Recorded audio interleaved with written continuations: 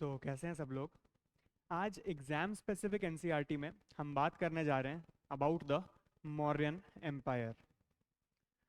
Mauryan empire जो है काफ़ी ज़्यादा इंपॉर्टेंट और बहुत ज़्यादा सिग्निफिकेंट एम्पायर रहा है हमारी एंशियंट इंडियन हिस्ट्री के अंदर, क्योंकि पूरी इंडियन हिस्ट्री में जो है सबसे बड़ा एक्सटेंट वाइज एम्पायर हमें द मौर्यन एम्पायर ही देखने को मिलता है, including parts of Afghanistan and some parts extending to Iran as well. और साउथ इंडिया के भी काफ़ी सारे पार्ट जो है मौर्यन टेरिटरी के अंदर आते थे। तो अभी तक की जितनी भी इंडियन हिस्ट्री है हमारी एंशियंट से लेकर मॉडर्न तक, उसके अंदर हमें देखने को मिलता है कि मौर्यन एम्पायर से बड़ा जो है कोई एम्पायर नहीं था। इसीलिए इतना ज़रूरी और इतना सिग्निफिकेंट एम्पायर है। और एंशियंट इंडियन हिस्ट्री के अंदर पहली बार for the very first time almost the entire Indian subcontinent including parts of Afghanistan जैसे कि हमने बात की and Baluchistan also came under one centralised rule. तो ये ऐसा पहली बार हुआ था, इसीलिए मौर्यन एम्पायर जो है इतना ज़्यादा इंपॉर्टेंट है। तो आज की क्लास में हम बात करेंगे कि कैसे इसकी फाउंडेशन रखी गई by Chandragupta Maurya in 322 BC. उसके बाद हम देखेंगे कैसे एक्सपैंड हुआ Mauryan empire under Bindusara and Ashoka, और चंद्रगुप्त के समय पर भी हम देखेंगे कैसे एक्सपेंशंस निकाले गए थे। उसके बाद डिक्लाइन की भी हम बात करेंगे, कैसे अशोक के बाद जो है हमें देखने को मिलता है एक सिग्निफिकेंट डिक्लाइन मौर्यन एम्पायर के अंदर। और फाइनली 185 बीसी के अंदर बृहद्रथ को मारकर पुष्यमित्र शुंग ने जो है मौर्यन एम्पायर को खत्म करके शुंग वंश की जो है स्थापना की थी। उनके बारे में पोस्ट मौर्यन की जो हमारी अगली क्लास होगी उसमें हम डिटेल के अंदर बात करेंगे कैसे पूरी तरह से हमें डिक्लाइन देखने को मिलता है मौर्यन एम्पायर का। तो आज हम इन्हीं टॉपिक्स के ऊपर चर्चा करेंगे। उसके अलावा हम एडमिनिस्ट्रेशन के बारे में भी बात करेंगे, कैसे जो है मौर्यन एडमिनिस्ट्रेशन एंड ब्यूरोक्रेसी चल रही थी उस समय पर, उसके बारे में भी एक डिटेल्ड अकाउंट हम देखेंगे। तो चलिए शुरू करते हैं। सबसे पहले बात करें about the foundation and sources of the Mauryan empire के बारे में। जैसे मैंने बात की, चंद्रगुप्त मौर्य ने 322 बीसीई के अंदर जो है मौर्यन एम्पायर की नींव रखी थी।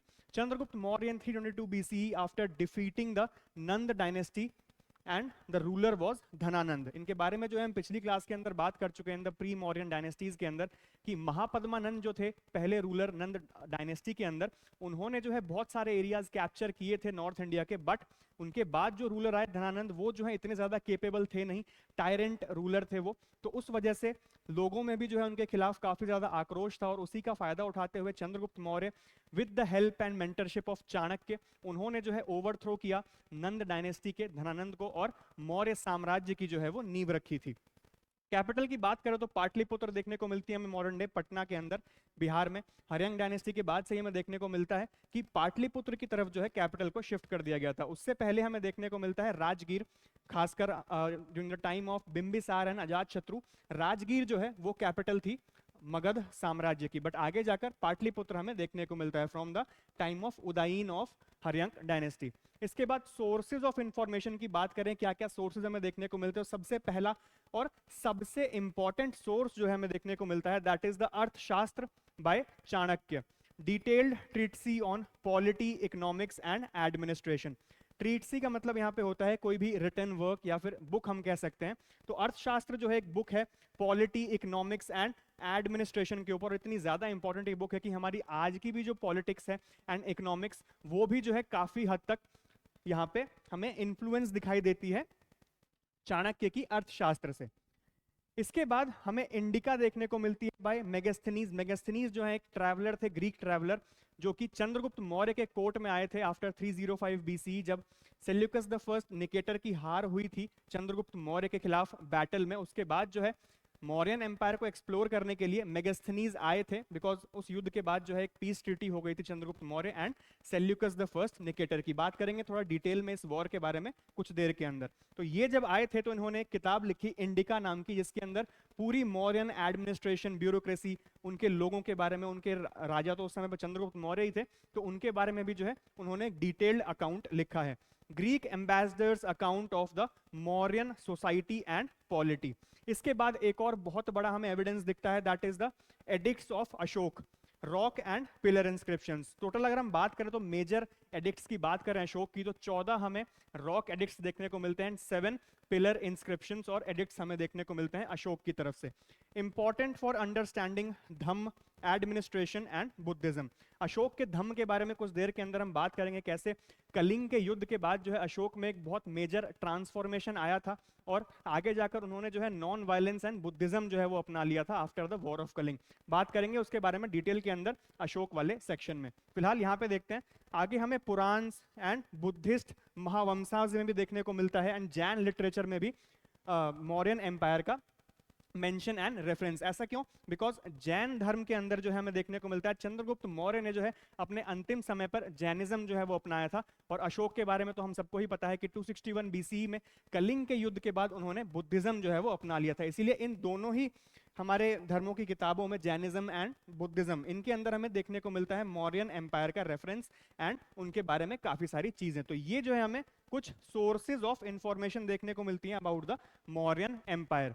तो चलिए अब बात करते हैं कि कितना बड़ा ये एम्पायर था, कितना विशाल ये एम्पायर था, क्योंकि मैंने जस्ट आपको भी बोला कि सबसे बड़ा एम्पायर हमें पूरी इंडियन हिस्ट्री के अंदर ये देखने को मिलता है। तो अगर आप एक बार नजर डालें यहाँ पर, ये हमें मौर्यन एम्पायर देखने को मिलता है 246 बीसीई के अंदर after the war of Kalinga. ये जो है पूरा का पूरा एक्सटेंट हमें देखने को मिलता है मौर्यन एम्पायर का। साउथ के कुछ रीजन्स को अगर हम छोड़ दें, ये जो है हमारे संगम लिटरेचर के पीरियड्स, हमारे चेरा, चोला एंड पांड्याज, इनके बारे में जो है हम जब साउथ इंडियन हिस्ट्री की तरफ बढ़ेंगे तब डिटेल के अंदर बात करेंगे कि संगम पीरियड के दौरान हमें कौन कौन सी डायनेस्टीज एंड किंगडम्स देखने को मिले। अगर इन 3 डायनेस्टीज को अगर हम छोड़ दें तो बाकी पूरा का पूरा सब कॉन्टिनेंट जो है वो अशोक के अंडर में ही था, अंडर द मौर्यन एम्पायर, जैसा कि आप देख सकते हैं। पूरा का पूरा region including parts of modern day Afghanistan and Pakistan as well. तो इतना बड़ा जो है ये एम्पायर था। Largest empire in Indian history from Afghanistan in the north west to Andhra Pradesh, Tamil Nadu in the south, except deep south, because deep south जैसा मैंने बात की 3 हमें किंगडम्स देखने को मिल रहे थे उस समय पर, देवर चेराज, पांड्याज एंड चोलाज। इनके बारे में जो है साउथ इंडियन हिस्ट्री में जब हम संगम एज की तरफ बढ़ेंगे तब डिटेल के अंदर जो है वो बात करेंगे। And Bengal in the east to Balochistan in the west. तो ये जो है हमें पूरा का पूरा एक्सटेंट देखने को मिल रहा है। और एक बात और यहाँ पे नोट करने वाली है कि ये जो मैप है हमें 246 बीसीई के अराउंड का देखने को मिलता है, 15 years later after the war of Kalinga, क्योंकि 261 बीसीई के अंदर जो है हमें द वॉर ऑफ कलिंग जो है वो देखने को मिलता है। उसके 15 साल बाद का ये मैप जो है वो डिजाइन किया गया। तो इस समय पर ऐसा माना जाता है कि कुछ टेरिटरीज जो है वो अशोक की शायद चली भी गई हो, बिकॉज उन्होंने जो है नॉन वायलेंस जो है वो अपना लिया था, युद्ध वगैरह करेंगे नहीं। तो ये पॉसिबिलिटी है कि ये रीजन्स भी जो है वो शायद इससे पहले मौर्यन कंट्रोल के अंदर भी रहे होंगे। I am not including the Chera, Chola and Pandyas.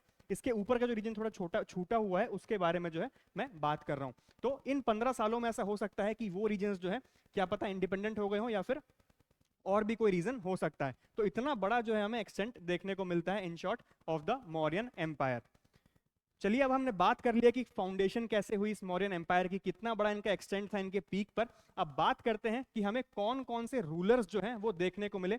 Mainly 3 major rulers हमें देखने को मिलते हैं। Obviously the first one is Chandragupta Maurya under the mentorship of Acharya Chanakya. उसके बाद हमें बिंदुसार देखने को मिलते हैं, उनके पुत्र।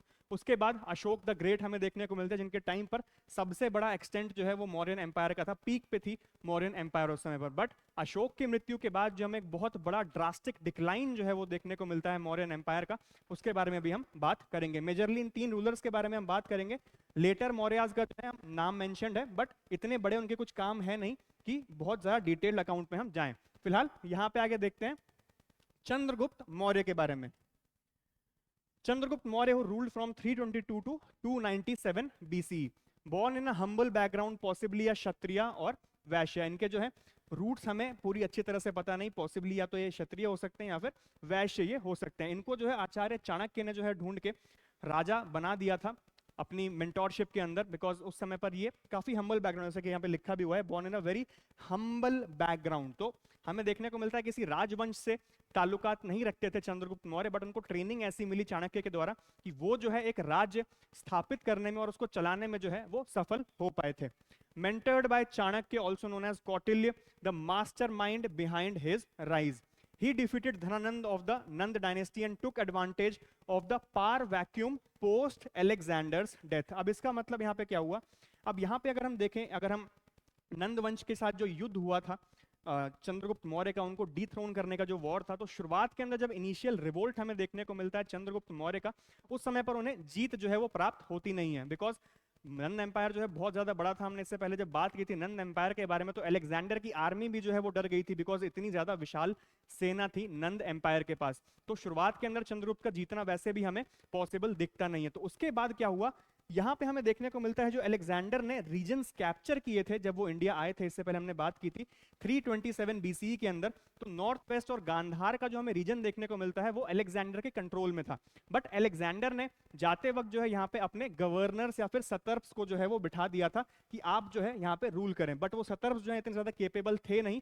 तो चंद्रगुप्त मौर्य ने जो है यहाँ पर नॉर्थ वेस्टर्न एंड गांधार का रीजन जो है कैप्चर कर लिया और एक बड़ी आर्मी जो है वो एकत्रित करके उसके बाद गए थे वहां पे पाटलिपुत्र युद्ध करने के लिए। सीज डाला उन्होंने वहां पे, सीज बैटल हमें देखने को मिलता है, सीज टैक्टिक्स का उपयोग देखने को मिलता है from Chandragupta Maurya in the final battle against Dhanananda. ऐसा हो क्यों पाया, बिकॉज उनके पास जो है एक बड़ी आर्मी आ गई थी नॉर्थ वेस्टर्न गांधार का रीजन जीतने के लिए, बिकॉज वहां पे पार वैक्यूम हमें देखने को मिलता है, केपेबल सतर्प्स थे नहीं। और अलेक्जेंडर की मृत्यु के बाद जो है ग्रीक कल्चर का जो है हमें एक छोटा डिक्लाइन का पीरियड भी जो है वो देखने को मिलता है। इस वजह से यहाँ पे चंद्रगुप्त ने यहाँ पे फायदा उठाया of the power vacuum post Alexander's death in the north western and the Gandhara region. इस वजह से जो है उनको थोड़ी और आसानी हो गई नंद वंश को डिथ्रोन करके मौर्य साम्राज्य की नींव रखने के लिए। कॉन्क्वेस्ट की बात करें तो ही defeated Seleucus Nicator in 305 BC, gaining territories like Kandahar, Herat and Balochistan. अब देखिए सेल्यूकस निकेटर जो है एक जनरल थे अलेक्जेंडर के। अलेक्जेंडर की मृत्यु के बाद जो है, जैसा हमने बात की अभी, कि चंद्रगुप्त मौर्य ने जो है नॉर्थ वेस्टर्न रीजन्स पे जो है अपना कब्जा जमा लिया था। उन रीजन्स को वापस रीगेन करने के लिए सेल्यूकस निकेटर ने जो है चंद्रगुप्त मौर्य के खिलाफ युद्ध लड़ा, बट वो जो है हार गए। उसके बाद यहाँ पे हमें एक पीस ट्रीटी देखने को मिलती है between Chandragupta Maurya and Seleucus Nicator. तो निकेटर ने जो है ये सारी की सारी टेरिटरीज जो है सीड कर दी, मतलब छोड़ दी कि अब जो है हम यहाँ पे वापस नहीं आएंगे, अब जो है हमें ग्रीक और मौर्यन एम्पायर का जो है एक दोस्ती का रिश्ता हमें आगे बढ़ाना है, ऐसा सेल्यूकस निकेटर का कहना था। तो इस वजह से हमें देखने को मिलता है कि ये सारे रीजन्स जो है जो पहले ही कैप्चर्ड थे बाय चंद्रगुप्त मौर्य, उनके ऊपर जो है परमानेंट का स्टैंप जो है वो लग जाता है। He unified North India under centralised control. जैसे कि हमें देखने को मिला महापद्मानंद के समय पर नॉर्थ इंडिया जो है वो एक सेंट्रलाइज कंट्रोल में था, बट धनानंद के आने के बाद जो है वहां पे रिवोल्ट्स वगैरह होने लगे। उसके बाद एक बार फिर से नॉर्थ इंडियन रीजन को जो है कैप्चर करके चंद्रगुप्त मौर्य ने एक्सपेंशंस निकाले मौर्यन एम्पायर के। तो उस समय पे काफी ज्यादा खुशहाल हमें देखने को मिलता है मौर्यन एम्पायर। इसके बाद अगर आगे बात करें चंद्रगुप्त मौर्य के बारे में, एडमिनिस्ट्रेशन एंड अचीवमेंट्स देखें उनकी। established a highly centralized bureaucracy। अब यहाँ पे हाईली सेंट्रलाइज्ड ब्यूरोक्रेसी किसकी वजह से थी, बिकॉज ऑफ आचार्य चाणक्यज अर्थशास्त्र। उसके बारे में जो हम डिटेल में बात करेंगे जब हम एडमिनिस्ट्रेशन एंड ब्यूरोक्रेसी के बारे में बात करेंगे मौर्यन एम्पायर की। इसके बाद founded the Mauryan capital at Pataliputra, introduced regular taxation and public works, maintained a large standing army and built roads and irrigation facilities. तो लोगों के लिए भी जो है बहुत ज्यादा काम किया यहाँ पे चंद्रगुप्त मौर्य ने। यही सब हमें देखने को मिलता है। पाटलिपुत्र के अंदर मौर्यन कैपिटल, जैसा कि हम बात कर चुके हैं इससे पहले, हमें उदयन के समय के बाद से ही पाटलिपुत्र के अंदर देखने को मिलती है मौर्यन मगध की कैपिटल, और यही जो है मौर्यन कैपिटल भी रही। हाईली सेंट्रलाइज्ड ब्यूरोक्रेसी के बारे में अभी कुछ देर के अंदर हम जब एडमिनिस्ट्रेशन की तरफ बढ़ेंगे तब आपको पता चलेगा कि कितनी ज्यादा जो है सेंट्रलाइज्ड एंड कंट्रोल्ड हमें एडमिनिस्ट्रेशन एंड ब्यूरोक्रेसी देखने को मिलती है ऑफ द मौर्यन एम्पायर। इसके बाद रिलीजियस एफिलिएशन की बात करें तो जैसे कि मैं बात कर चुका हूं शुरुआत के अंदर भी, अपने आखिरी के सालों में चंद्रगुप्त मौर्य ने जो है जैन धर्म अपना लिया था। Converted to Jainism towards the end of his life, abdicated the throne and spent his last years at Shravanabelagola. ये जो है कर्नाटका में हमें देखने को मिलता है एक जंगल, वहां पर, and died practising sallekhana, that is a Jain ritual of fasting on to death.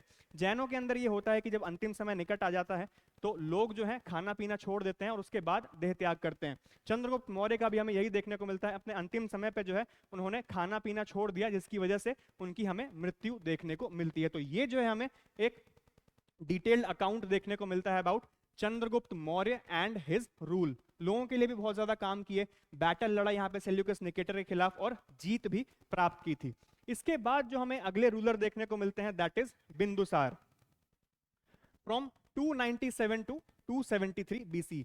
Bindusara के साथ बस एक ही प्रॉब्लम है कि वो जो है चंद्रगुप्त मौर्य और अशोक के बीच में फंस के रह गए, बिकॉज ये दोनों जो है इतने ज्यादा केपेबल एंड इतने ज्यादा फेमस रूलर्स हैं हमारे, तो बिंदुसार जो है इनके बीच में कहीं खो से गए हैं, क्योंकि ये भी जो है बहुत ज्यादा केपेबल रूलर थे, बट जैसे मैंने बात की चंद्रगुप्त मौर्य और अशोक के बीच में जो है उनकी लेगेसी के नीचे जो है बिंदुसार का नाम कहीं जो है वो खो गया है। फिर भी एक बात करते हैं इनके बारे में।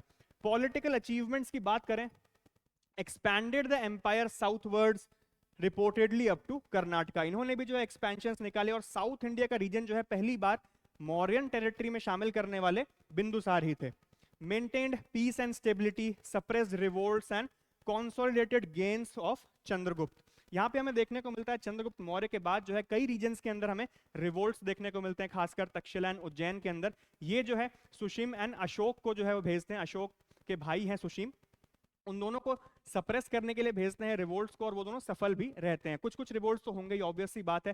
चंद्रगुप्त जैसे महान रूलर के मरने के बाद जो है कई टेरिटरीज में हमें देखने को मिला वो इंडिपेंडेंस के लिए रिवोल्ट कर रहे थे, बट बिंदुसार जो है उसको सप्रेस करने में सफल रहे थे। Relations with the Hellenistic world. अब ये हेलेनिस्टिक वर्ल्ड क्या है? ये जो है एक टर्मिनोलॉजी है टाइम पीरियड की।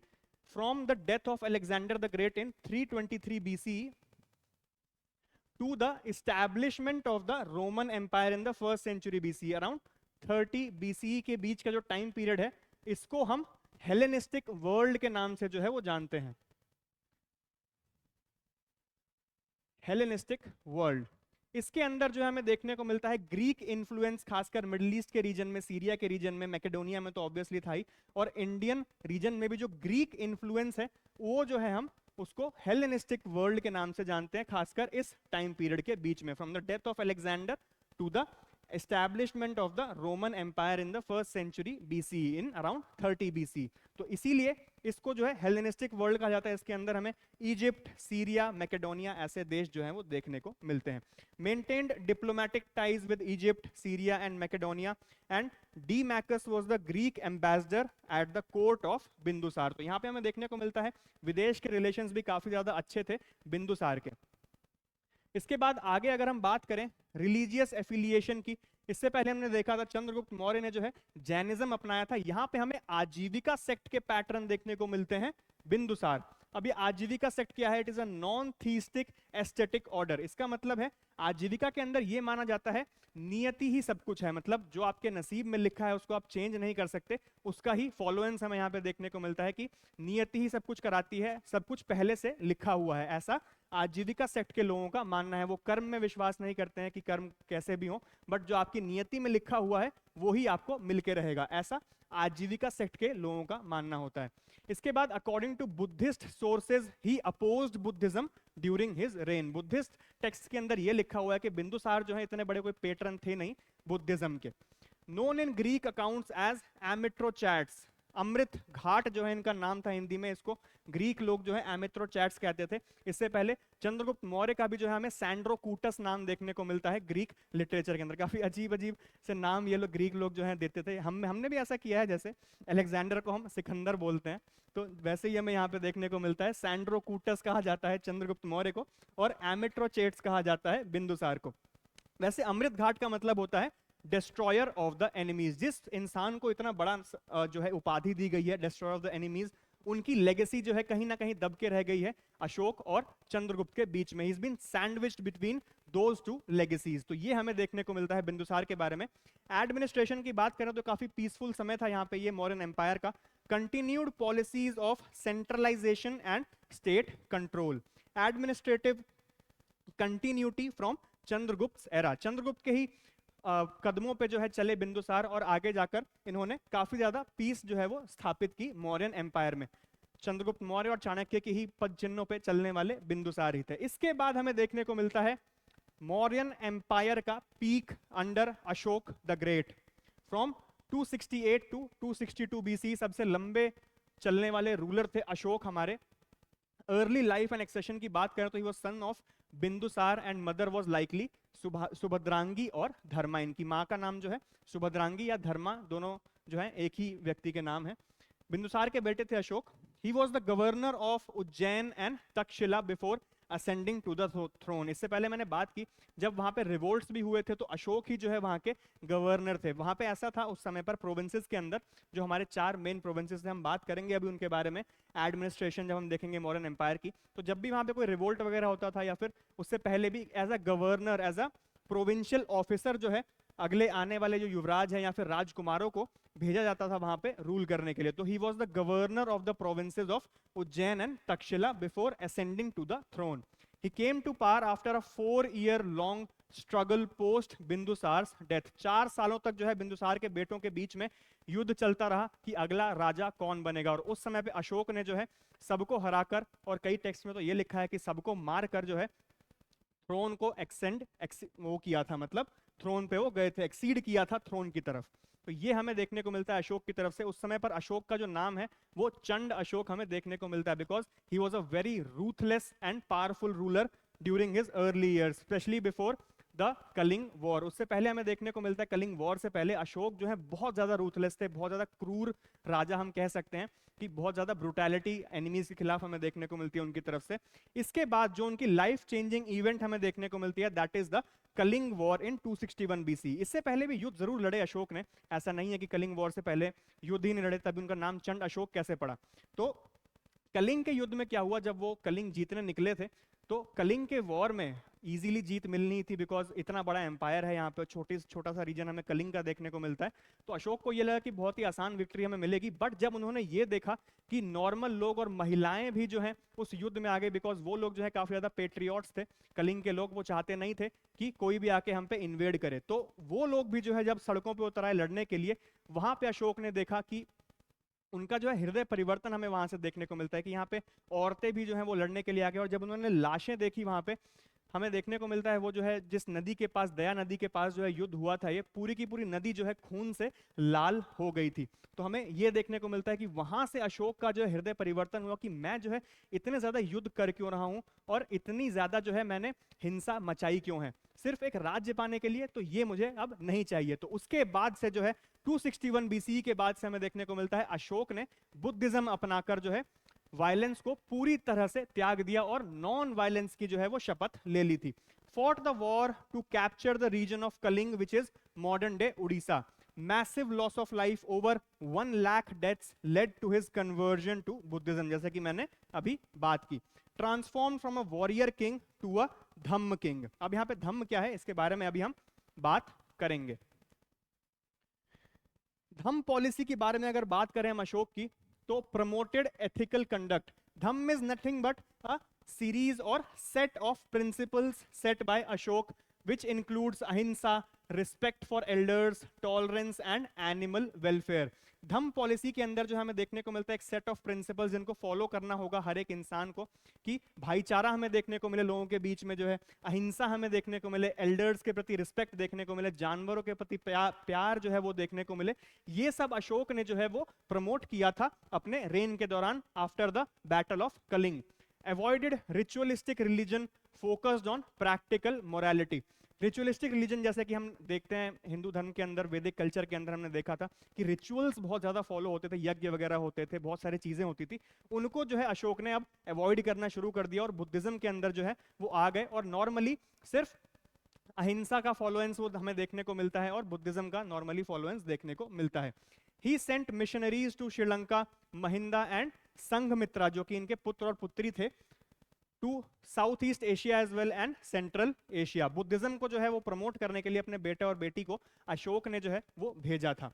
एडमिनिस्ट्रेशन की बात करें तो he created a parallel structure of dhamma officers which were known as dhamma mahamatras. इनका जो काम था वो था कि धम्म के जो सेट ऑफ प्रिंसिपल्स हैं उनको ज्यादा से ज्यादा लोगों तक जो है वो पहुंचाया जाए, to ensure the moral order. Built roads, hospitals, rest houses and dug wells also for the people. उस समय पर हमें देखने को मिलता है एंशिएंट इंडियन हिस्ट्री में पहली बार हॉस्पिटल्स वगैरह बनवाने का काम हमें अशोक की तरफ से ही देखने को मिलता है। Issued rock and pillar edicts across the empire in Prakrit, Greek, Aramaic, Kharosthi and Brahmi scripts. सारी की सारी स्क्रिप्ट जो अवेलेबल थी उस टाइम पर, हर एक स्क्रिप्ट में जो हमें देखने को मिलता है अशोक के एडिक्ट्स 14, जैसा कि हम बात कर चुके हैं, 14 major rock edicts and 7 major pillar edicts हमें अशोक के देखने को मिलते हैं। इसके अलावा माइनर एडिक्ट्स भी हैं। इसके अलावा जो है अशोक की एक और अचीवमेंट हमें देखने को मिलती है, अराउंड 250 BCE के दौरान हमें देखने को मिलता है सारनाथ के अंदर उन्होंने अपना लायन कैपिटल जो है वो स्थापित किया था, और वही लायन कैपिटल जो है आज के टाइम पर हमारा नेशनल एम्बलम भी है। तो ये जो है अशोक की लेगेसी है जो उन्होंने भारत देश को दी है।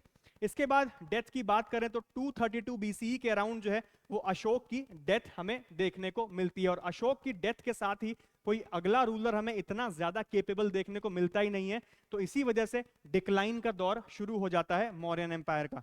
After his death the empire weakened due to successive succession issues and other aspects, like the rulers were very weak, और सक्सेशन, वॉर ऑफ सक्सेशन हमें देखने को मिल रहे थे अशोक के बेटों और उनके पोतों के बीच में, और उसके बाद आगे जाके भी हमें देखने को मिला एक बार जब कोई एम्पायर में दरार पड़ती है ना तो उसके बाद उसका गिरना जो है वो निश्चित रहता है। ऐसा ही कुछ हमें आगे देखने को मिलेगा जब हम मेडिवल एंड मॉडर्न हिस्ट्री की तरफ बढ़ेंगे। तो औरंगजेब की मृत्यु के बाद हमें देखने को मिलता है उनके भी जो आने वाली पीढ़ी थी वो संभाल नहीं पाई इतना बड़ा एम्पायर, बिकॉज इतना बड़ा एम्पायर जो है संभालने के लिए बहुत ज्यादा जिगरा भी चाहिए और बहुत ज्यादा शक्ति भी चाहिए। औरंगजेब का भी एम्पायर जब हम देखेंगे तो वो भी ऑलमोस्ट इतना ही है, साउथ का कुछ रीजन ऐड हो गया है वहां पे, बट ये सारे रीजन्स वहां पे एडेड नहीं थे, तो वो भी काफी बड़ा एम्पायर है। सेकंड लार्जेस्ट एम्पायर हमें देखने को मिलता है औरंगजेब का मुगल एम्पायर के अंदर। तो इतने बड़े एम्पायर को चलाने के लिए रूलर भी जो है वो बहुत शक्तिशाली होना चाहिए। औरंगजेब के बाद हमें ऐसा कोई देखने को मिला नहीं, इसी वजह से मुगल एम्पायर का भी डिक्लाइन हुआ, और इसी वजह से अशोक के बाद मौर्यन एम्पायर का भी हमें डिक्लाइन देखने को मिलता है। तो ये एक रीजन हमें देखने को मिलते हैं behind the decline of massive empires like the Mauryan empire and the Mughal empire under Aurangzeb. तो ये जो है हमें देखने को मिलते हैं हमारे तीन सबसे बड़े major rulers of the Mauryan empire. इसके बाद अगर हम बात करें लेटर मौर्याज के बारे में, अशोक के बाद हमें दशरथ देखने को मिलते हैं। He was the grandson of Ashok and he lost many territories. यहीं से हमें डिक्लाइन का दौर देखने को मिलता है। संप्रति from 224 to 215 BC he was the patron of Jainism, revived forts and administration। कुछ जरूर इन्होंने काम जरूर किया कि दोबारा से मौर्यन एम्पायर को एक साथ जोड़ पाए और अखंड भारत को जो है वो चलने दें आगे तक, बट ऐसा हो नहीं पाया बिकॉज इनके बाद लगातार चार रूलर्स बहुत ज्यादा वीक देखने को मिले। Salisuka from 215 to 202 BC, Devavarman from 202 to 195 BC and Shatadhanvan from 195 to 187 BC। Weak rulers, rapid decline of the central authority, because बाकी सारे जो रीजन है, जो प्रोविंसेस थे मौर्यन एम्पायर के, वो जो है इतने वीक रूलर्स के अंडर में रहना नहीं चाहते थे, इसी वजह से वहां पे हमें रिवोल्ट्स देखने को मिले, और यहाँ पे कोई सप्रेशन के लिए भी इतना शक्तिशाली व्यक्ति बचा नहीं था। इसके बाद final nail in the coffin was the assassination of the last Mauryan ruler Brihadratha in 185 BCE by Pushyamitra Shunga, assassinated by him in 185 BCE। तो ये जो है final nail in the coffin था फॉर द मौर्यन एम्पायर। इसके बाद हमें राइज देखने को मिलता है शुंग एम्पायर का और पोस्ट मौर्यन डायनेस्टीज का। आगे जाके हमें कण्व देखने को मिलेंगे, साउथ इंडिया के अंदर हमें देखने को मिलेंगे साकाज, सातवाहनाज एटसेट्रा। उनके बारे में जो है डिटेल के अंदर अगली क्लासेस में हम बात करेंगे। अगली क्लास में पोस्ट मौर्यन है हमारा, उसमें हम देखेंगे मौर्य साम्राज्य के डिक्लाइन के बाद कैसे मगध का भी कुछ टाइम के लिए डिक्लाइन हमें देखने को मिलता है, और मगध का एक बार फिर से राइज होगा आगे जाकर जब इंपीरियल गुप्ताज आएंगे। Chandragupta the first, Chandragupta the second, Vikramaditya, Samudragupta, Skandagupta, ऐसे राजा जब हमें देखने को मिलेंगे इंपीरियल गुप्ताज के अंदर, तब हमें एक बार फिर से मगध का राइज देखने को मिलेगा। और वो एक ऐसा राइज था कि उस समय पर हमें देखने को मिलता है एंशिएंट इंडिया के अंदर भारत को सोने की चिड़िया कहा जाता था। Golden age of the ancient Indian history हमें इंपीरियल गुप्ताज के अंदर देखने को मिलेगा। इसके बारे में अगली क्लासेस के अंदर हम डिटेल में डिस्कस करेंगे। फिलहाल यहां पे आगे बढ़ते हैं। अब बात करते हैं अबाउट द मौर्यन एडमिनिस्ट्रेशन के बारे में, किस तरह का एडमिनिस्ट्रेशन हमें देखने को मिलता था which was heavily influenced by Chanakya's अर्थशास्त्र।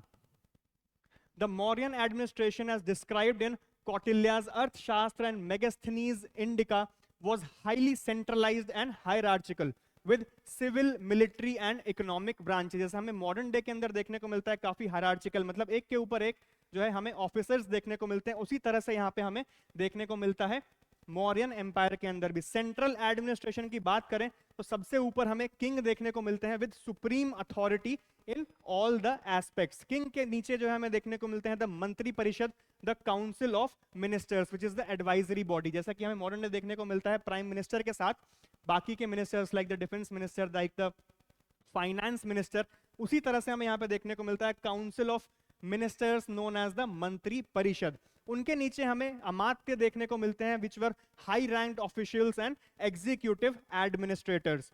फिर उसके बाद महामात्रा, जैसे हमें धम्म महामात्रा देखने को मिले, जिनका काम था धम्म की सेट ऑफ प्रिंसिपल्स को बहुत सारे लोगों तक पहुंचाने का। Supervisory officers in administration and dhamma. इसके बाद सेनापति जो कि कमांडर इन चीफ थे आर्मी के। And at last we have the purohits who were the chief priest also the political adviser of the king. तो ये जो है हमें पूरी हायरार्की देखने को मिलती है, किंग, मंत्री परिषद, amatyas, mahamatras, senapati and purohits in the central administration of the Mauryan empire. तो ये जो है हमें कुछ इस तरह का देखने को मिलता है, इतना ज्यादा सेंट्रलाइज्ड और इतना ज्यादा सिस्टमैटिक हमें देखने को मिलता है मौर्यन एम्पायर, कि इसी वजह से इतने समय तक जो है इतना बड़ा एरिया कैप्चर करके रखने में सफल रहे थे।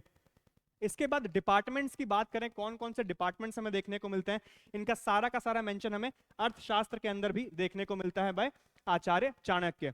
संधिधात हमें देखने को मिलता है the treasurer who overseas the treasury, मतलब कितना धन है यहाँ पे राजा के पास एंड पूरी प्रजा के पास, उसका जो है सारा का सारा हिसाब किताब यहाँ पे ट्रेजरर और द सन्निधाता करते थे। इसके बाद समहर्ता हमें देखने को मिलते हैं जो कि टैक्स कलेक्टर थे, रेवेन्यू ऑफिसर। एंड अक्षपताल हमें देखने को मिलते हैं द अकाउंटिंग डिपार्टमेंट, अकाउंट्स का डिपार्टमेंट जो है यहाँ पे अक्षपताल संभालते थे। इसके बाद पन्याध्यक्ष हमें देखने को मिलते हैं controller of trade and commerce. उसके बाद नवाध्यक्ष हमें देखने को मिलते हैं शिपिंग एंड नेवी के कंट्रोलर, मतलब सी वेज कोई ट्रेड होता है तो उसके कंट्रोलर हमें देखने को मिलते हैं द नवाध्यक्ष। इसके बाद सीताध्यक्ष हमें देखने को मिलते हैं the head of agriculture, agriculture department, because Mauryan empire के समय पर एग्रीकल्चर बेस्ड इकोनॉमी थी। आज के समय पर भी भारत की इकोनॉमी एग्रीकल्चर बेस्ड ही है मोस्टली, बट उस समय पर और भी ज्यादा थी, तो इसीलिए सीताध्यक्ष का जो है हमें इंपॉर्टेंस बहुत ज्यादा देखने को मिलता है, क्योंकि agriculture was the main source of the economy of the Mauryan empire. इसके बाद सुराध्यक्ष हमें देखने को मिलते हैं the superintendent of the excise and liquor, मदिरा पान का जो है ये सारा हिसाब किताब रखते थे। इसके बाद पशुपालाध्यक्ष हमें देखने को मिलते हैं, पशुपालन मतलब एनिमल हस्बेंड्री के हमें सुपरिटेंडेंट देखने को मिलते हैं। सारे के सारे जितने भी घोड़े, हाथी, इनके जो है मतलब रख रखाव का जिम्मेदारी हमें देखने को मिलती है बाय द पशुपालाध्यक्ष। तो ये जो है हमारे डिपार्टमेंट्स थे इतने सारे मौर्यन एडमिनिस्ट्रेशन के अंदर। आप देख ही सकते हैं कि कितनी ज्यादा सेंट्रलाइज एंड कितनी ज्यादा सिस्टमैटिक कंट्रोल्ड हमें देखने को मिलती है administration and economy during the Mauryan time period. इसके बाद प्रोविंशियल एडमिनिस्ट्रेशन, जैसे मैंने बात की अशोक के समय पर, जैसे कि बात कर चुके हैं हम कि 4 मेजर प्रोविंसेस हमें देखने को मिलते हैं। नॉर्थ के अंदर तक्षशिला, वेस्ट के अंदर उज्जैन, साउथ के अंदर सुवर्णगिरी और ईस्ट के अंदर कलिंग हमें देखने को मिलते हैं। मेन प्रोविंसेस 4 प्रोविंसेस में बांट दिया गया था मौर्यन एम्पायर को for a more centralised rule. और इन प्रोविंसेस पे रूल कौन करता था? द अपकमिंग किंग, यानी युवराज या फिर और कोई राजकुमार जो है वहां पे रूल करता था। और सेंट्रल प्रोविंस था मगध, जहां पे किंग का रूल होता था।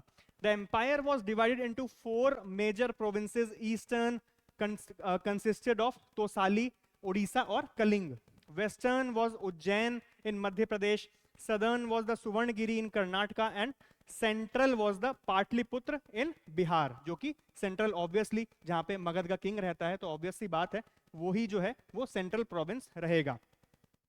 Each province was governed by a Kumara, rajkumar, who was also known as the Aryaputra, assisted by council of ministers and the mahamatras. Mantri Parishad जो है और महामात्रास इनको जो है वो गाइड किया करते थे कि किस प्रकार से आपको अपना प्रोविंस चलाना है। इससे जो है राजकुमारों को भी एक रूल करने का एक हमें देखने को मिलता है, एक एक्सपीरियंस मिलता है। इसी वजह से हमें देखने को मिलता है जैसे अशोक इतने बड़े क्यों बने, बिकॉज इससे पहले भी जो है वो ऑलरेडी गवर्नर थे तक्षशिला और उज्जैन के, तो वहां से उनको एडमिनिस्ट्रेशन समझ में आया, मौर्यन एम्पायर का कैसे रूल करना है लोगों के ऊपर वो समझ में आया। तो एक एक्सपीरियंस के लिए बहुत अच्छी चीज थी ये provincial system during the Mauryan empire. आगे बात करते हैं। इसके बाद हमें क्या देखने को मिलता है? The district and the local administration. Locally कैसे चीजें चलती थी अब उसके बारे में बात कर चुके हैं, बिकॉज सेंट्रल एडमिनिस्ट्रेशन हम पहले ही देख चुके हैं, कैसे किंग के नीचे मंत्री परिषद, उसके नीचे अमात्याज एंड महामात्रास एटसेट्रा ऐसे हमें देखने को मिले, पुरोहित हमें देखने को मिले। यहाँ पे हमें क्या देखने को मिलेगा? सबसे पहले डिस्ट्रिक्ट लेवल पे राजू का ऑफिसर थे, which collected revenue, law, order and judiciary, इनका ये काम था। उसके बाद सिटी लेवल पे हमें नगरका देखने को मिलते थे, city administration and sanitation, city की जो है रख रखाव इनकी जिम्मेदारी थी। इसके बाद विलेज लेवल पे हमें ग्रामिका देखने को मिलते थे, विलेज हेडमैन, जैसे कि आज के टाइम पे हमें सरपंच जिस प्रकार से देखने को मिलते हैं उसी प्रकार से हमें ग्रामिका देखने को मिलते हैं। रिकॉर्ड कीपिंग गोपा अध्यक्ष हमें देखने को मिलते हैं। Maintain the records of land and population, तो यहां पे भी हमें देखने को मिलता है। डिस्ट्रिक्ट एंड लोकल लेवल पे भी एक highly systematic and controlled administration हमें देखने को मिलता है मौर्यन एम्पायर का। मैं बार बार इन वर्ड्स का यूज कर रहा हूं बिकॉज इतना ज्यादा कंट्रोल आज से 2000 साल पहले मिलना बहुत ज्यादा बड़ी बात है। इसके बाद आर्मी एंड एस्पियनेज हमें देखने को मिलती है। एस्पियनेज का मतलब होता है जासूसी, जिसका हमें खास जिक्र देखने को मिलता है चाणक्य की अर्थशास्त्र के अंदर। क्यों जासूसी बहुत ज्यादा जरूरी है। Large standing army which consisted of infantry, cavalry, chariots and elephants, estimated by Megasthenes. Megasthenes ने अपनी किताब इंडिका के अंदर मौर्यन एम्पायर की जो है वो आर्मी स्ट्रेंथ भी लिखी है। 6 lakh infantry, 30,000 cavalry and 9,000 war elephants जो हमें देखने को मिलते हैं under the standing army of the Mauryan empire. It was all controlled by the senapati और द कमांडर इन चीफ। अब एस्पियनेज का जैसे मैंने बताया अभी शुरू के अंदर कि क्या इंपॉर्टेंस था, extensive use of spies including the vishkanyas. अब विश कन्या कौन थी, जैसे कि मान लीजिए मुझे किसी पे स्पाई कराना है, तो मैं जो है अपनी किसी मतलब मेरे अंडर में, मेरे कंट्रोल के अंदर कोई लड़की है, उसको जो मैं एज अ विश कन्या भेजूंगा कि उसके पास वो जाए, उसको जो है मोहित करे और विश देके उसको मार दिया जाए, मतलब जब ये सब चल रहा हो। मैं ज्यादा बता नहीं सकता बट इस वे में आप समझ सकते हैं विश कन्या का मतलब। तो इसका भी इस्तेमाल हमें देखने को मिलता है, किसी हाईली इंपॉर्टेंट इंसान को अगर मरवाना हो तो विश कन्यास का इस्तेमाल किया जाता है। और जासूसी का तो सबको पता ही है कि एस्पिनेज का सिस्टम जो है मौर्यन एम्पायर के अंदर बहुत ज्यादा इसलिए भी था ताकि एक कंट्रोल्ड रहे पूरा का पूरा रीजन का, हमें पता रहे कि कोई रिवोल्ट तो नहीं करने वाला, कोई देश के खिलाफ तो नहीं जा रहा। इसी वजह से जो है हमें एस्पिनेज का सिस्टम और उसका इंपॉर्टेंस बहुत ज्यादा देखने को मिलता है मौर्यन रूल के अंदर। इसके बाद जुडिशियल सिस्टम की बात करें, ये थोड़ा सिंपल था because the king was the judicial head at that time. King was the supreme जज। Civil, criminal and family courts हमें किंग के दरबार में देखने को मिलते थे। Punishments were severe. Espionage was used to detect the crimes. और यहाँ पे एक और हमें देखने को मिलता है एस्पियनेज का काम कि क्राइम्स को डिटेक्ट करने के लिए भी यहाँ पे जासूसी करवाई जाती थी। इसके बाद Arthashastra lays down rules for inheritance, contract, property etcetera. Obvious सी बात है, अर्थशास्त्र इकोनॉमिक्स की किताब है तो उसके अंदर इनहेरिटेंस, कॉन्ट्रैक्ट एंड प्रॉपर्टीज के जो है वो लेसन्स हमें बहुत ऑब्वियस सी बात है देखने को मिलेंगे ही। तो ये जो है हमें देखने को मिलता है the army, espionage and the judicial system of the Mauryan empire. इसके बाद अगर हम आगे देखें द रेवेन्यू सिस्टम की बात करें तो land revenue which was also known as Wagah, 1/6 of the produce was the primary income of the Mauryan economy. बाघा क्या होता है, बाघा is nothing but 1/6 of the produce. मान लीजिए मैंने 100 किलो जो है वो उगाया है, उसका 1/6 पार्ट जो है मैं सरकार को दूंगा, बाकी 5 पार्ट जो है वो मेरे पास रहेंगे। तो इससे जो है यहाँ पे मौर्यन इकोनॉमी चलती थी। Additional taxes, shulka, pindakara and pranaya, that is emergency tax. Shulka जो है नॉर्मल कस्टम्स, आज के दिन पे भी जो है हम शुल्क बोलते हैं किसी भी टैक्स को। एंड पिंडकारा जो है, pindakara and pranaya were emergency tax in the Mauryan economy. इसके बाद taxes collected both in cash and kind and state controlled forests, mines, salt, trade routes etc. तो ये जो है कुछ इस प्रकार की हमें मौर्यन रेवेन्यू सिस्टम देखने को मिलता था। मेनली जैसे कि मैंने बताया एग्रीकल्चर बेस्ड इकोनॉमी होने की वजह से एग्रीकल्चर पे जो है 1/6 का टैक्स हमें देखने को मिलता है कि अगर 6 पार्ट्स आप उगा रहे हैं तो एक पार्ट जो है उसको आपको सरकार यानी कि मौर्यन एम्पायर को देना पड़ेगा। इसके बाद इकोनॉमिक रेगुलेशंस की बात करें तो straight monopoly over mining, salt, trade, arms production. बहुत ऑब्वियस सी बात है, कहीं भी मोनार्की होती है तो इन सारे के सारे रीजन्स जो हैं जैसे कि माइनिंग हो गया, सॉल्ट हो गया, ट्रेड हो गया, आर्म्स प्रोडक्शन हो गया, ये जो है सारा का सारा सिस्टम सरकार यानी कि किंग के अंडर में ही जो है वो होगा। इसके बाद regulated prices, weights and measures and encouraged irrigation projects, agriculture, animal husbandry et cetera. तो ये सब जो है हमें कुछ इकोनॉमिक रेगुलेशंस भी देखने को मिलते हैं अंडर द मौर्यन एम्पायर। इसके बाद पब्लिक वेलफेयर की बात करें, क्या क्या किया पब्लिक के लिए, जैसा कि हमने चंद्रगुप्त के समय पे भी देखा, उन्होंने भी काफी सारी चीजें बनवाई, इरिगेशन प्रोजेक्ट्स, रोड्स एक्सेट्रा। इसके बाद हॉस्पिटल्स बनवाए अशोक ने आगे जाकर after the war of Kalinga. और बिंदुसार ने जो है सबको एक पीस के अंदर जो है वो रखा था। रोड्स, वेल्स, इंस, इंस का मतलब होता है rest houses, built by the state, hospitals for humans and animals, first time in ancient India। जैसे कि मैंने बात की, अशोक ने जो है एनिमल्स के लिए भी जो है वो हॉस्पिटल्स खुलवाए थे, जो कि हमें पहली बार एंशियंट इंडिया के अंदर देखने को मिलता है। Ashoka's focus on public works aligned with his dhamma policy. Dhamma policy जैसे कि हमने बात की, सेट ऑफ प्रिंसिपल्स जो कि अशोक ने सेट किए थे, उसी के अंतर्गत जो है हमें देखने को मिलता है अशोक का जो प्राइमरी फोकस था वो था पब्लिक का वेलफेयर। इसके बाद आगे अगर हम देखें आर्ट एंड आर्किटेक्चर के बारे में मौर्यन एम्पायर के दौरान, तो फर्स्ट इंपीरियल आर्ट हमें देखने को मिलती है। इंपीरियल आर्ट का मतलब होता है किसी राजा के द्वारा बनवाई गई आर्ट एंड आर्किटेक्चर, तो पहली बार हमें मौर्यन टाइम पीरियड में ही देखने को मिलता है। अशोक के pillars like the Sarnath lion capital which is the national emblem of India, जैसे कि मैं थोड़ी देर पहले बात कर चुका हूं, 250 बीसीई के अंदर जो है सारनाथ के अंदर ही लायन कैपिटल लगाया गया था। स्तूपास की बात करें तो सांची और भैरूट में हमें देखने को मिलते हैं। रॉक कट आर्किटेक्चर का यहाँ पे इस्तेमाल किया था। रॉक कट आर्किटेक्चर का मतलब है रॉक्स को काट कर जो शेप्स बनाई जाती हैं उसको हम रॉक कट आर्किटेक्चर कहते हैं। Barabar caves which are dedicated to the Ajivikas, Bindusara के समय की बात है ये, क्योंकि उन्होंने ही जो है आजीविका सेट का जो है फॉलोएंस हमें देखने को मिलता है बिंदुसार की तरफ से। Use of polished sandstone specially in pillars and decline in terracotta art. Terracotta art अगर आपको याद हो, हम हड़प्पा के टाइम पीरियड में जो है वो डिस्कस कर चुके हैं इंडस वैली सिविलाइजेशन में। उस समय पर हमें राइज देखने को मिलता है टेराकोटा एंड क्ले का, बट यहाँ पे हमें टेराकोटा का decline and the rise of stone sculptures देखने को मिलते हैं मौर्यन एम्पायर में। काफी इंपॉर्टेंट पॉइंट है ये कि टेराकोटा का जो है वो डिक्लाइन कहाँ हुआ, राइज एंड फॉल। राइज हमें ब्रॉन्ज एज के अंदर हड़प्पा सिविलाइजेशन के अंदर देखने को मिलता है and the decline we see in the Mauryan empire. इसके बाद एडिक्ट्स ऑफ अशोक की बात करें, 14 major rock edicts, minor rock edicts and pillar edicts हमें देखने को मिलते हैं। 7 मेजर पिलर एडिक्ट्स हैं यहाँ पे अशोक के। And written in Prakrit which is the Brahmi script, Greek and आर्मेनियक।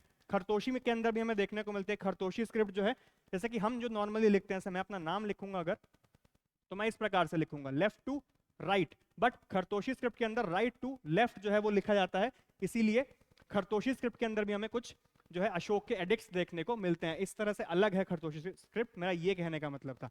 इसके बाद थीम्स की बात करें तो dhamma, religious tolerance, respect to elders, non violence, welfare of people, जैसा हम पहले भी बात कर चुके हैं। जो धम्म के सेट ऑफ प्रिंसिपल्स थे वो अशोक ने जो है लगवाए थे अपने pillars, inscriptions and rock inscriptions में लिखवाए थे, कि ताकि सब लोगों को जो है वो पता चले कि धम्म पॉलिसी है क्या। इसके अलावा धम्म महामात्रास भी जो है जगह जगह पर जाकर इनका प्रचार किया करते थे। Founded places like Girnar in Gujarat, Kalsi in Uttarakhand and Shahbaz Garhi in Pakistan etcetera. तो ये जो है हमें अशोक के कुछ और अचीवमेंट जो है वो देखने को मिलते हैं। इसके बाद बात करते हैं about the decline of the Mauryan empire after Ashoka's death in 232 BCE. Begin after Ashoka's death, weak successors and decline of centralized control। जैसे कि मैं पहले भी बात कर चुका हूं, अगर सक्सेसर ही अच्छा नहीं होगा, जैसे हमने बात की अशोक के बाद हमें बहुत मेजर डिक्लाइन देखने को मिला, कोई शक्तिशाली रूलर था ही नहीं, तो इतने बड़े रीजन को जो है वो कैसे गवर्न कर पाएगा, इस वजह से हमें डिक्लाइन देखने को मिलता है। Economic strain due to welfare policies and military expenses, इतना ज्यादा जो है अशोक ने खर्चा कर दिया था लोगों की भलाई के लिए कि राजकोष जो है वो धीरे धीरे करके खत्म होने लगा था।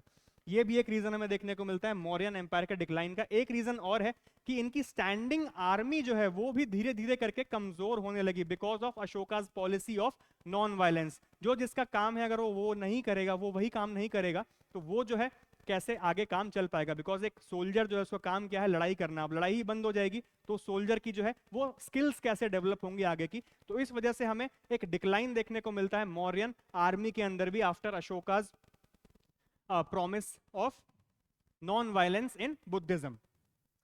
इसके बाद finally Pushyamitra Shunga overthrew the last Mauryan king Brihadratha in 185 BC। ये जो है final nail in the coffin हमें देखने को मिलता है जब बृहद्रथ को मारकर पुष्यमित्र शुंग ने जो है मौर्यन एम्पायर को जो है वो पूरी तरह से खत्म किया। वो वैसे भी लास्ट फेजेस में ही चल रहा था मौर्यन एम्पायर उस समय पर। उसको खत्म करके शुंग वंश की जो है वो स्थापना की, और वहां से हमें देखने को मिला अखंड भारत जो है वो पूरी तरह से टूट गया और अलग अलग डायनेस्टीज जो है हमें देखने को मिली थी। अब फाइनली लेगेसी की बात करते हैं, मौर्यन एम्पायर की क्या लेगेसी हमें देखने को मिलती है। First large scale political unification of India, पहली बार जो है all of the Indian subcontinent, मैं शुरुआत के अंदर ही बोल चुका हूं, came under one centralised rule in the Mauryan empire. ये सबसे बड़ी लेगेसी हमें देखने को मिलती है मौर्यन एम्पायर की। Developed administrative machinery used by later empires, मतलब ऐसा इन्होंने एडमिनिस्ट्रेशन का सिस्टम बनाया, ऐसी ब्यूरोक्रेसी बनाई कि आगे जाकर हर्षवर्धन और इंपीरियल गुप्ताज ने भी जो है बहुत ज्यादा वो लोग इन्फ्लुएंस थे मौर्यन एडमिनिस्ट्रेशन से।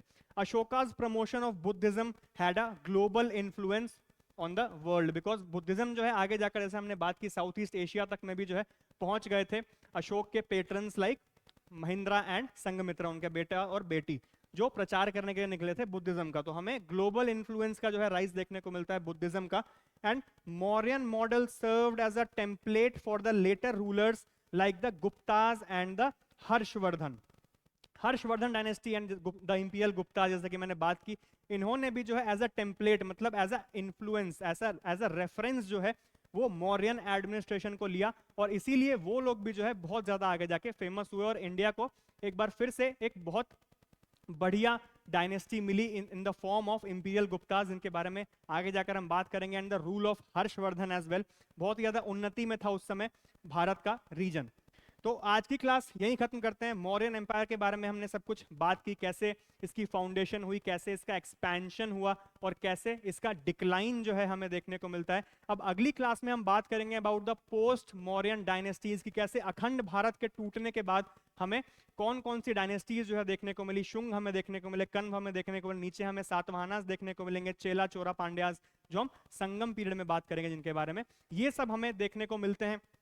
और मगध का कैसे डिक्लाइन हमें देखने को मिलता है, सेंट्रल अथॉरिटी में इतने सालों तक मगध रहा, उसके बाद एक डिक्लाइन का पीरियड हमें देखने को मिलता है till the arrival of the imperial Guptas, जहां पे हम एक बार फिर से मगध रीजन का राइज देखने को मिलेगा। सबके बारे में बात करेंगे अगली क्लास के अंदर। आज के लिए बस इतना ही, शुक्रिया।